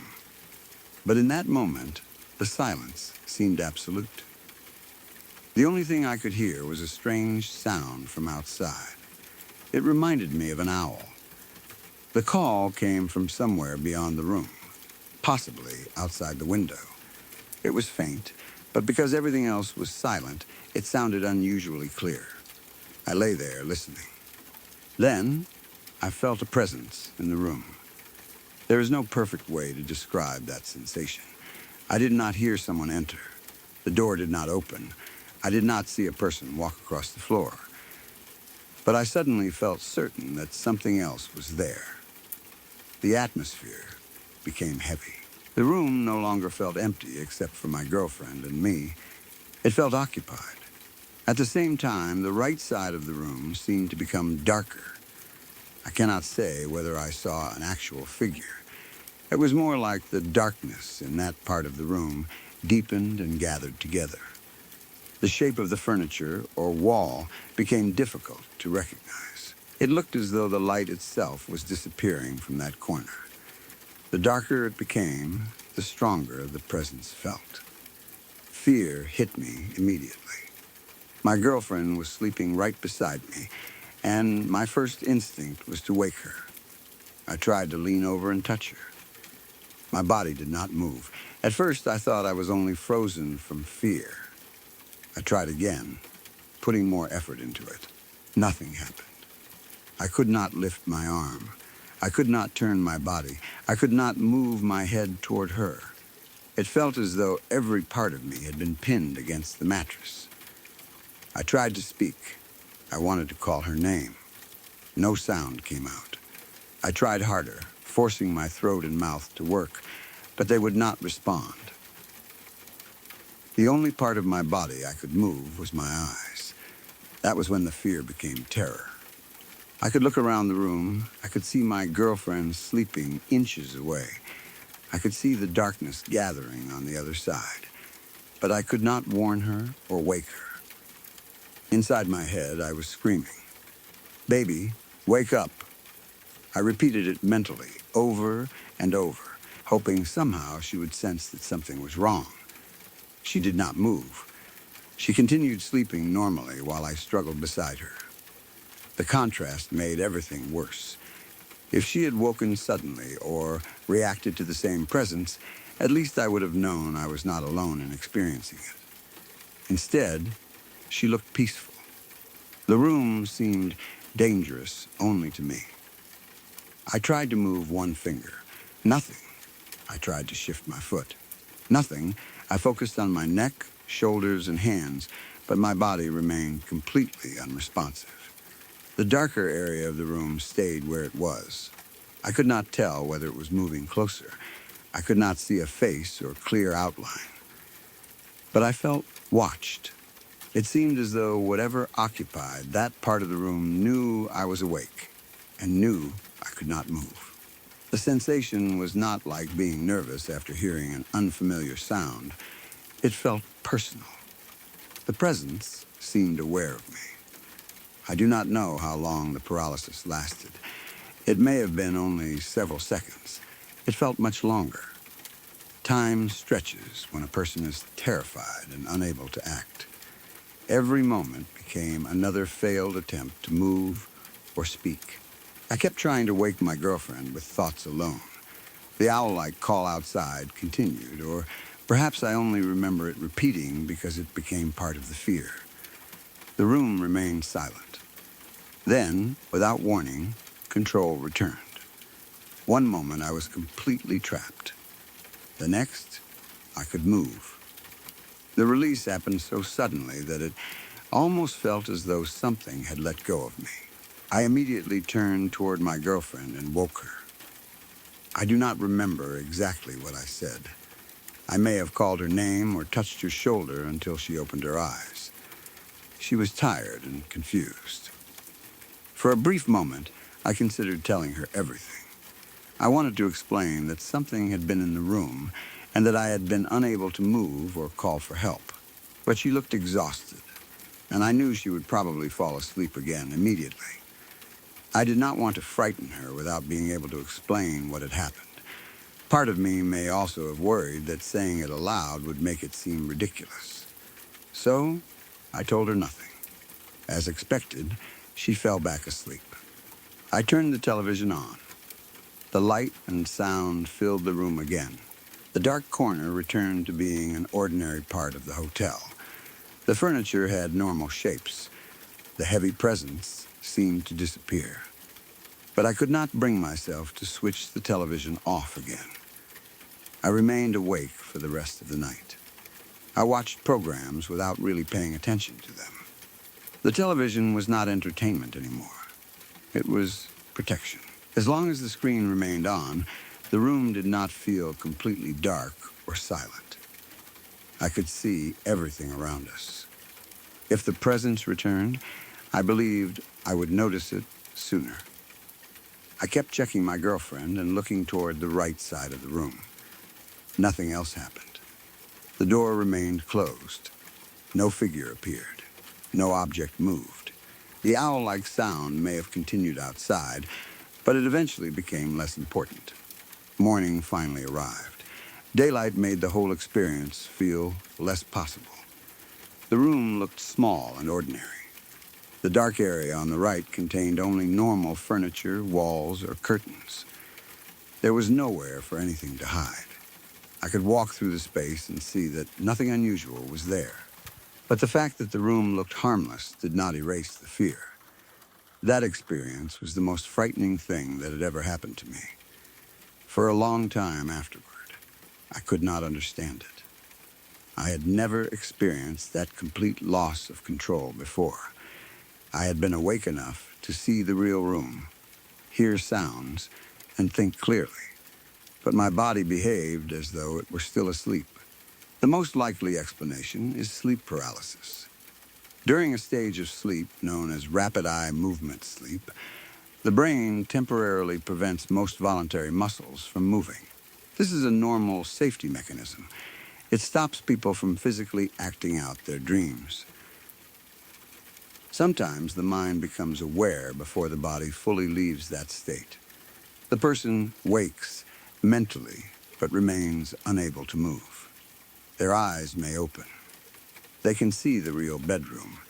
They can think and understand what is happening around them. But their arms, legs, voice, and body remain temporarily paralyzed. That matches my experience closely. I had been trying to sleep for around 10 minutes, though I may have fallen asleep much faster than I realized. I probably entered a dream state. Then I partially woke while my body remained in REM-related paralysis. That would explain why only my eyes moved and why the paralysis disappeared suddenly. The frightening presence and dark shape are also common during sleep paralysis. The brain is still partly dreaming, so dream imagery can become mixed with the real room. People see shadow figures, strangers, animals, faces, or shapes standing nearby. Some hear footsteps, voices, breathing, or strange noises. Others feel someone sitting on the bed, pressing on the chest, or watching from a corner. The hallucinations are often threatening because the inability to move creates immediate panic. The mind senses danger and invents an explanation. I could not move because something was holding me. The room felt occupied because the brain was still producing a dream. The darkness on the right side may have been a normal shadow distorted by my half-asleep vision. Once the brain decided something was there, the shadow became darker and more meaningful. The sense of presence may have appeared before the image. My body woke paralyzed. That triggered fear. The fear created the certainty that something was in the room. Then the dark corner became the location of that imagined presence. From inside the experience, the order felt reversed. Something entered the room and paralyzed me. In reality, the paralysis may have come first. The owl-like sound could also have been part of the sleep transition. There may genuinely have been an owl outside. The hotel might have been near trees or an area where nighttime animals were active. A real call entered my sleep and became part of the hallucination. The unusual sound made the room feel unfamiliar and helped my mind build a threatening scene. It is also possible that the noise came from plumbing, heating equipment, another guest, or an electronic device. In the silence, my half-awake brain identified it as an owl, because that was the closest familiar sound. The drinks may have contributed. Alcohol can interfere with normal sleep patterns. It may help someone fall asleep at first, but it often disrupts sleep later and increases awakenings. It can affect REM sleep, breathing, and the transition between sleeping and waking. That does not mean I was hallucinating because I was drunk. I was probably no longer heavily intoxicated, and the experience fits sleep paralysis without needing alcohol as the main cause. But drinking, traveling, sleeping in an unfamiliar room, smoking, and staying awake later than normal may have created ideal conditions for disrupted sleep. The unfamiliar hotel was likely important too. At home, my brain knew every shadow and sound. In the hotel, nothing was completely familiar. The right side of the room may have contained a chair, curtain, mirror, lamp, or pile of bags that I had not studied carefully before turning off the television. In darkness, those objects could merge into a single shape. The television had been the main light source, so my eyes needed time to adjust after I turned it off. If I fell asleep before that happened, and then woke suddenly, the contrast could make one side of the room appear unnaturally dark. My fear supplied the rest. The heavy presence felt supernatural, but it can also be explained by the brain's threat system. When a person wakes unable to move, the situation is immediately alarming. The brain searches for a cause. Because the body cannot respond, the threat feels close and powerful. A sense of another being in the room is one of the most frequently reported features of sleep paralysis. It is sometimes called the intruder hallucination. People feel watched even when they do not see anything clearly. The impression can be stronger than ordinary sight. They do not merely wonder whether someone is there. They know. That certainty is produced by the brain, but it feels external. At the time, I had no way to separate the sensation from reality. I did not think, I am experiencing a known sleep disorder. I thought something had entered the room and taken control of my body. The fact that I could move again suddenly made it feel as though the presence had released me. But sleep paralysis often ends exactly like that. Muscle control returns quickly. A person may suddenly sit up, move an arm, or speak after struggling for several seconds. The transition can feel dramatic because there is no gradual improvement. The body is unavailable, then available again. Waking my girlfriend probably helped ground me. Touching another person and hearing her respond confirmed that I was fully awake. The room became real again. But because I did not explain what had happened, I remained alone with the fear. She went back to sleep, and I kept watch. I sometimes wonder whether telling her would have helped. She might have turned on a lamp, checked the room, or stayed awake with me. Perhaps she would have recognized the experience as sleep paralysis. Instead, I tried to protect her from being frightened and ended up sitting alone all night. That reaction shows how real the danger felt. Even after I could move, I did not trust that the episode was over. I believed closing my eyes or turning off the television might allow the presence to return. I treated the room as though it contained an actual threat. There is a possibility that someone really was in or near the room, but there is no evidence for that. The door remained closed. Nothing was missing. My girlfriend did not wake to footsteps or movement. No one appeared when the television came on. A person hiding in the dark would need to leave without making a sound. The paralysis itself would still require a separate explanation. A real intruder could stand in a room while someone happened to experience sleep paralysis. But that combination is extremely unlikely. The darker area may also have been a person outside the window, a moving curtain, or a reflection. Headlights from a car could change the lighting and make one part of the room briefly darken. If light moved across the curtains, the shadows inside could shift. Someone walking past an exterior light might block it. But none of that explains the inability to move except as sleep paralysis. The visual change may have been real, while the presence was not. A passing car, cloud, or exterior movement altered the light. My half-awake brain interpreted that change as something entering. That is a strong, combined explanation.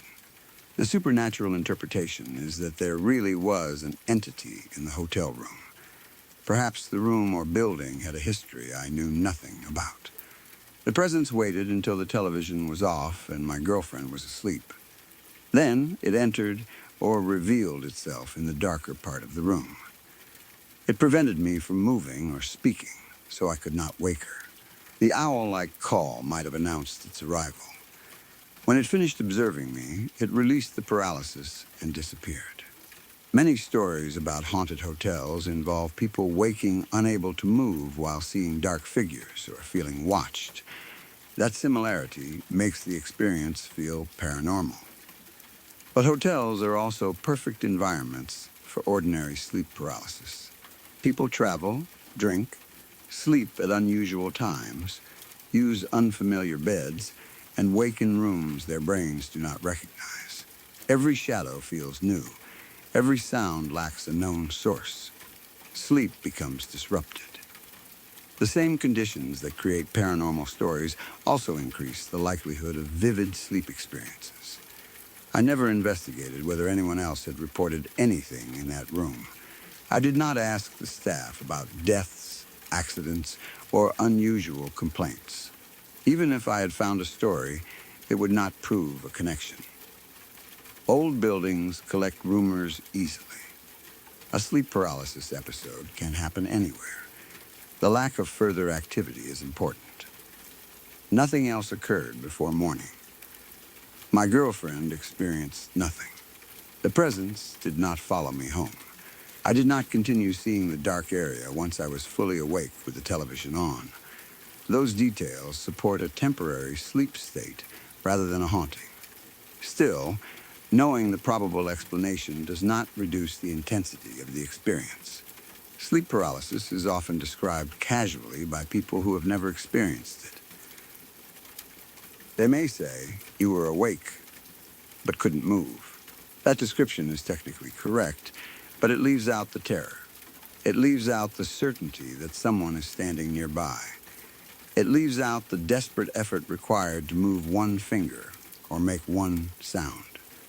It leaves out seeing the person you love asleep beside you while you scream their name only inside your own mind. The helplessness was complete. If the dark presence had moved closer, I could not defend myself. I could not warn my girlfriend.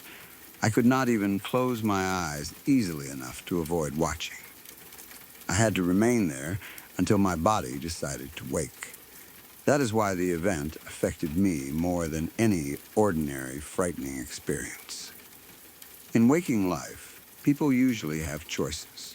You can run, shout, turn on a light, call someone, or fight back. During sleep paralysis, all those options disappear while awareness remains. Fear has nowhere to go. It builds inside the body until movement returns. I think the silence made it worse. The television had created constant sound and movement. When I turned it off, everything stopped. My girlfriend's breathing may have been too quiet for me to notice. The hotel's usual sounds faded from awareness. The owl-like call stood alone. Then the dark corner deepened. The sequence felt deliberate, as though the room had been waiting for the screen to go black. That was probably only the moment I entered or exited sleep. But emotionally, it felt like an invitation. Light off. Silence. Something arrives. I can still remember the thought of trying to lean toward my girlfriend. The movement should have been simple. She was close enough to touch. I only needed to shift my shoulder and reach out. Instead, the distance between us felt impossible. She might as well have been in another room. I screamed her name internally. I believed I was using every bit of strength I had. From the outside, I probably looked completely still. She had no reason to wake. That is another cruel feature of sleep paralysis. The person feels as though they are fighting violently, but the struggle may produce no visible sign. Someone sleeping beside them sees nothing. When I finally woke her, the danger had already ended. There was nothing for her to witness. If I had told her, she might have believed me, but she could not confirm it.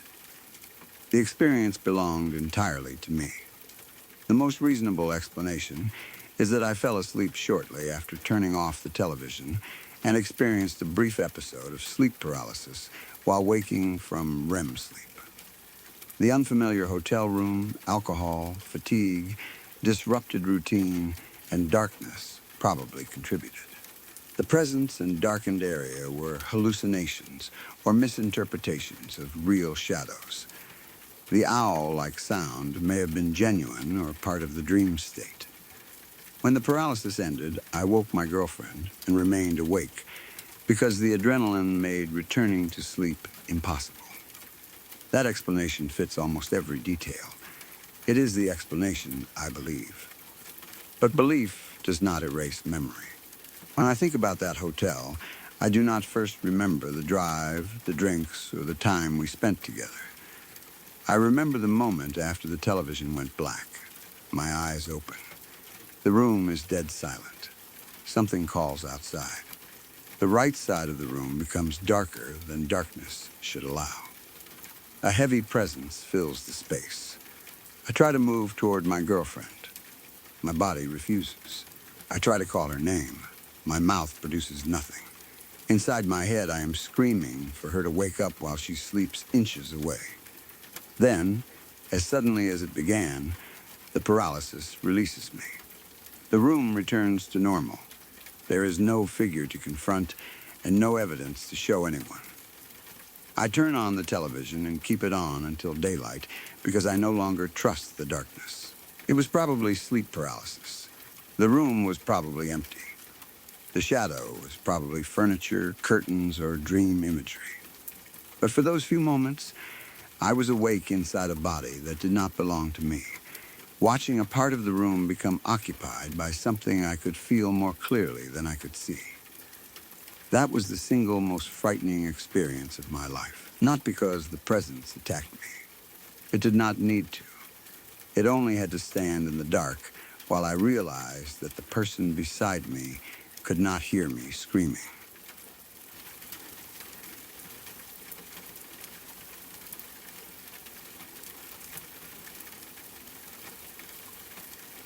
The broadcast is ending, but some voices do not disappear when the radio goes quiet. Maybe one of tonight's confessions will stay with you. Maybe you will remember it the next time your phone rings at an odd hour, or when you hear something outside after midnight. Leave a comment with the story that got under your skin the most. Subscribe to Dead Air Confessions for more stories from the people who called in after something went wrong.